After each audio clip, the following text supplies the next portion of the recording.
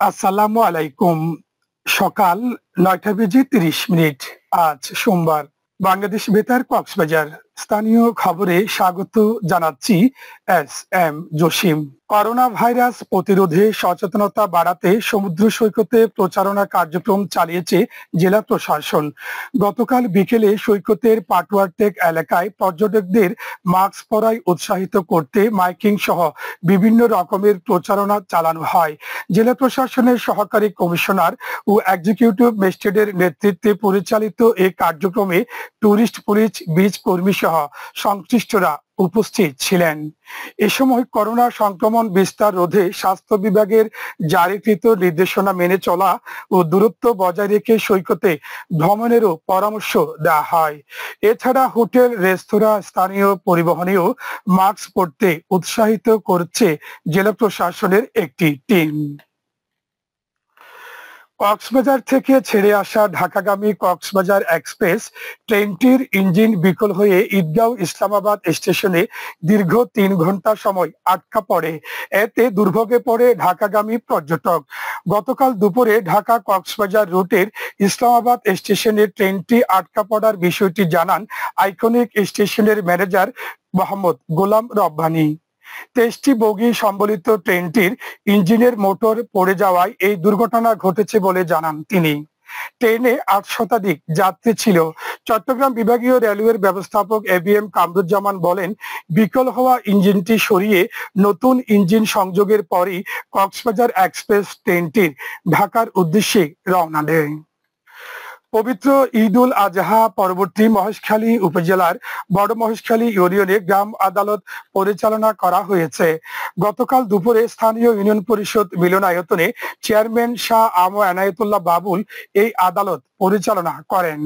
তিনি জানান, ইউনিয়নের ২২টি মামলার মধ্যে ৩টি নিষ্পত্তি, ২টি খারিজ ও সময় প্রদান করা হয়েছে একটি মামলায়। স্থানীয় পর্যায়ে গ্রাম আদালত পরিচালনা অব্যাহত থাকলে থানায় অনেকাংশে মামলার জট কমবে বলে মনে করেন পরিষদের চেয়ারম্যান।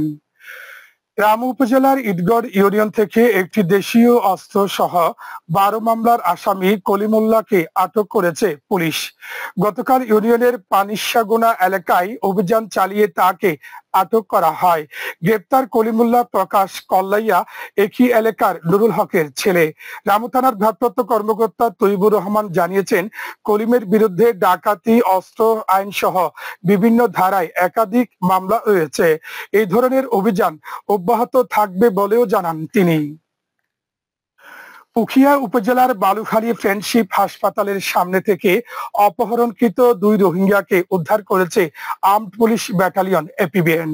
গতকাল রাতে ময়নারঘোনা পুলিশ ক্যাম্পের একটি দল অভিযান চালিয়ে রোহিঙ্গা ক্যাম্প ১১ থেকে তাদের উদ্ধার করে। উদ্ধাররা হলেন ক্যাম্প ১১ এর ব্লক সি ১৫ এর করিমুল্লাহ ও ব্লক সি ৭ এর আবুল কাছেম। পুলিশ জানিয়েছে, তারা মালয়েশিয়ায় মানব পাচারে জড়িত ছিল। বিদেশে নেওয়ার প্রতিশ্রুতি দিয়ে দালালের মাধ্যমে লাখ লাখ টাকা আদায় করে। মালয়েশিয়া নিতে ব্যর্থ হওয়ায় তাদেরকে অপহরণ করে ভুক্তভোগীরা। তাদেরকে উখিয়া থানায় হস্তান্তর করা হয়েছে বলে জানিয়েছেন ৮ এপিবিএন এর ভারপ্রাপ্ত অধিনায়ক পুলিশ সুপার রিয়াজ উদ্দিন আহমেদ।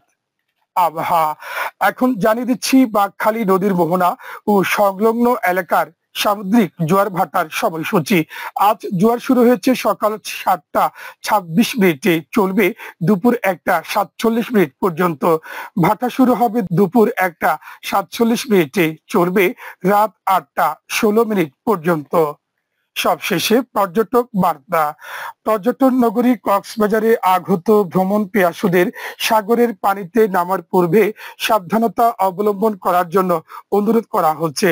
যারা সাঁতারে দক্ষ নন তাদের পানিতে বেশি দূর যাওয়া উচিত নয়। ভাটার সময় স্রোতের সাগরমুখী টান প্রবল হওয়ায় সাগরের গভীরে ভেসে যাওয়া এমনকি প্রাণহানির আশঙ্কা থাকে। সেই সাথে পর্যটকদের স্বাস্থ্যবিধি মেনে চলার পরামর্শ দেওয়া হচ্ছে। খবর শেষ হলো। আমাদের পরবর্তী খবর প্রচারিত হবে আজ দুপুর ২টো বেজে ৩০ মিনিটে।